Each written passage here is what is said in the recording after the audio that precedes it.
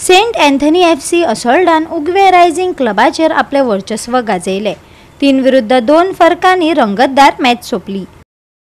दिगरपाल खेळामळार जाल्ले दिगरपाल स्पोर्ट्स क्लबाचे 14वे अव्वल lady of Fatima cup 2025 सर्तीचे उपांत्य फेरयेन सेंट एंथनी FC असोल्डान उगवे रायझिंग क्लबाक 3-2 अशा गोल फरकान हारावन सेमीफायनलींत आपली सुवात निश्चित केली।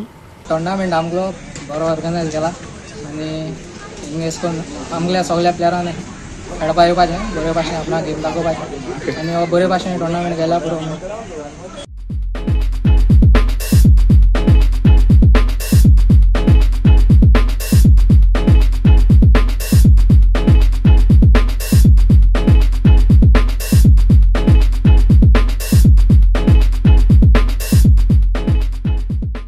गोवा 365 खातीर रमेश नाईक राऊत, गौतमी गांवकार आणि अरुण नाईक।